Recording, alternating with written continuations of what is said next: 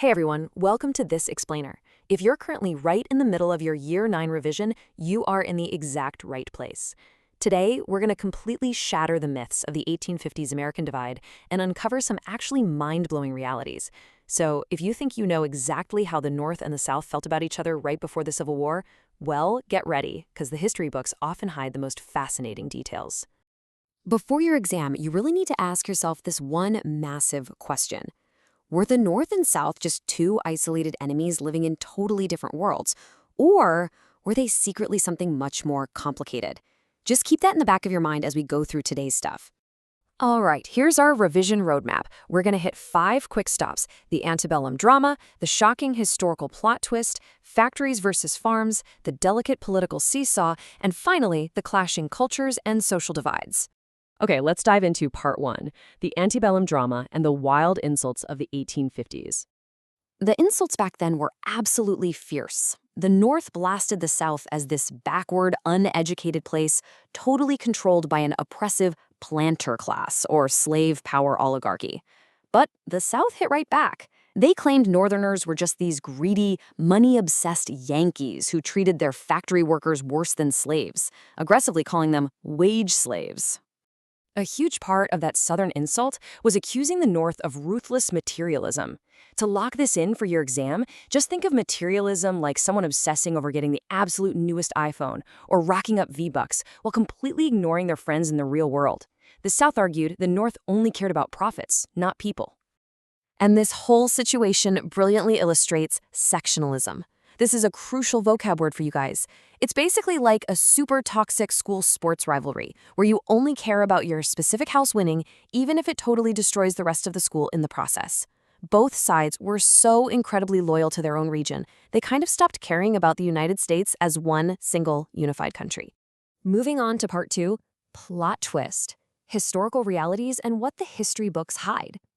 Honestly, this is where those dramatic stereotypes completely fall apart. Because despite all that intense name-calling, the reality is they were actually interdependent business partners. Think of interdependent like a massive group project for a really tough class.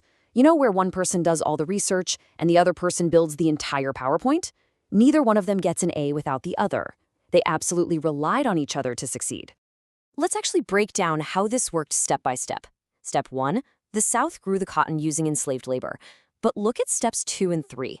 Northern banks, shipping merchants up in New York, and massive textile mills in New England were all making absolute fortunes off that exact same Southern cotton. They were deeply, deeply connected. And here is a totally mind-blowing stat for your exam that destroys another major myth. In both the North and the South, a massive 70% slice of all the wealth was hoarded by just a tiny 10% of the population. So no, neither side was some perfectly fair, equal society. The inequality was just incredibly stark no matter where you looked. Because of that huge wealth gap, the whole idea of everyone being massive Southern plantation owners or mega-rich Northern factory bosses, just not true. The average everyday citizen in both regions was actually just a humble, self-sufficient farmer working a small patch of land just to feed their family. All right, part 3, economics, factories versus farms, 2 distinct engines. With the reality out in the open, let's look at the actual gears turning these 2 economies day to day. So the North was this rapidly industrializing machine. It relied heavily on free labor, meaning paid workers earning a wage. It focused intensely on manufacturing, which led to the massive, rapid growth of factory cities. And all these cities, they were connected by this huge, ever-expanding network of railroads. The South, on the other hand, really lacked those dense cities and sprawling railroads. It was running almost completely on agriculture, specifically the massive King Cotton boom. And this agricultural engine was entirely, tragically, fueled by the brutal system of chattel slavery on huge plantation farms. Which brings us to part 4, the political seesaw and the delicate balance of power. Because their economies were basically complete opposites, their political goals in Congress completely clashed. Political power entirely depended on the balance of states. The North constantly wanted to add more free states so they'd eventually have enough votes in Congress to outlaw slavery.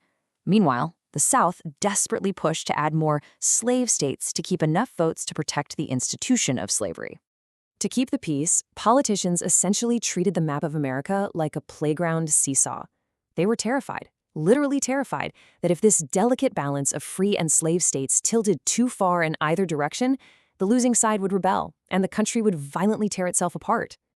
In our final stop, Part 5, Culture and Social Divides, let's see how all this economic and political anxiety shaped everyday life. Northern culture enthusiastically embraced rapid change, new tech, and millions of European immigrants arriving for factory work.